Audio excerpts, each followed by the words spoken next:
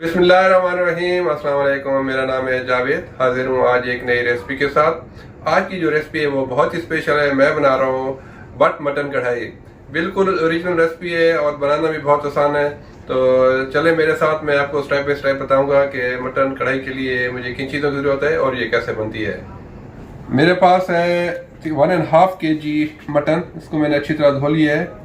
इसके अलावा मेरे पास है 6 अदद टमेटोज़ और 2 अदद प्याज। इसको भी मैंने लच्छेदार काट लिया है।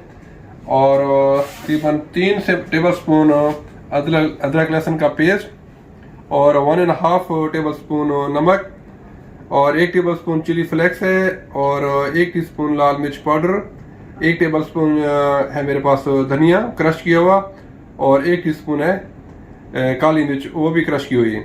और कुकिंग के लिए मैं यूज़ करूँगा देसी घी। और जब ये रेडी हो जाएगी तो इसमें मैं बटर भी ऐड करूँगा, क्योंकि बट कढ़ाई है वो देसी घी और बटर में बनती है। अगर आप लोग चाहते हैं अपनी हेल्थ के हिसाब से तो आप ऑलिव ऑयल या ऑयल भी यूज़ कर सकते हैं। तो चलें शुरू करते हैं बनाना बट कढ़ाई।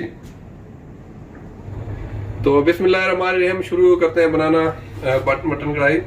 अगर आपके पास कुकर है तो आप कुकर में बना सकते हैं। सब चीज़ें कुकर में डाल दें और 15 मिनट के लिए आप उसको प्रेशर कर लें और उसके बाद आप उसको कढ़ाई में बना सकते हैं। लेकिन मैं अब इसको पतीले में बनाना सिखाऊंगा। मेरे पास एक पतीला है, इसके अंदर मैंने तकरीबन 2 कप पानी डाल दिया है और इसमें अभी डाल दूंगा मटन और इसके अंदर टमेटोज जो मैंने काट के रखे हुए हैं। इसके अलावा प्याज,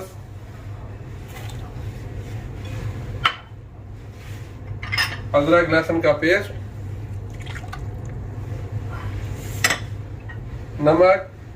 नमक भी आप अपने हिसाब से कम ज्यादा कर सकते हैं। और सारे मेरे पास जो मिसाले हैं वो भी इसमें शामिल कर दूंगा। अभी इसको मैं तकरीबन पकाऊंगा 40 से 45 मिनट तक। जब मटन तकरीबन 80% गल जाएगा, इसको बाद में मैं कढ़ाई में ट्रांसफर करके आगे का जो प्रोसेस होगा वो आपको दिखाऊंगा इंशाल्लाह।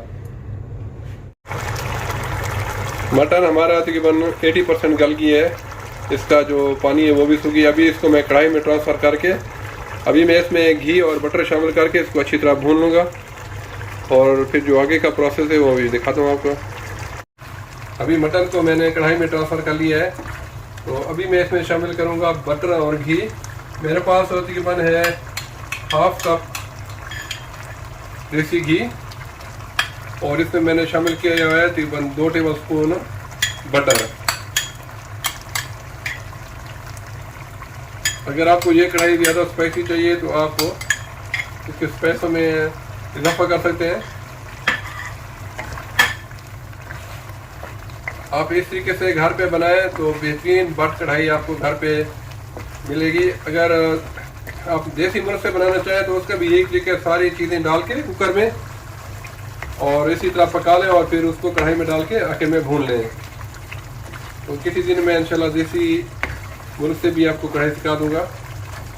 अभी मैं इसको भूनता हूँ 4 से 5 मिनट। जब इसका ऑयल अच्छी तरह अलग हो जाएगा फिर इसका आगे का प्रोसेस मैं आपको दिखाता हूँ। अभी इसका ऑयल थोड़ा सा अलग होने लगा है तो इसमें मैं अभी शामिल करूँगा लंबी लंबी कटी हुई अदरक, हरा धनिया और हरी मिर्चें।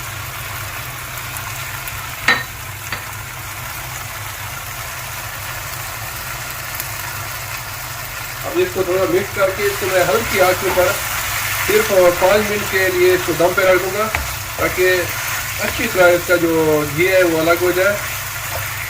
अगर आप चाहें तो इसको कोयले का दम भी दे सकते हैं तो इसमें और अच्छा जायका आ जाएगा। मैं अभी इसको कवर कर देता हूँ और फिर 5 मिनट के लिए इसको बिल्कुल हल्की आंच पे छोड़ देता हूँ। अल्हम्दुलिल्लाह हमारी मटन कढ़ाई बिल्कुल रेडी है। तो अभी इसके ऊपर मैं थोड़ी सी डेकोरेशन कर लेता हूँ। मेरे पास अदरक है लंबी लंबी कटी हुई, तो इसी कढ़ाई के साथ ये सब कीजिएगा।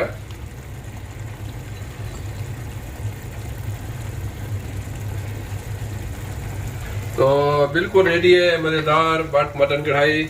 उम्मीद है आप लोगों को पसंद आई होगी। अगर पसंद आई तो प्लीज़ मेरे चैनल को सब्सक्राइब कर लीजिएगा और इंशाल्लाह जल्द मिलूंगा एक नई रेसिपी के साथ। तब तक के लिए खुदा हाफिज़।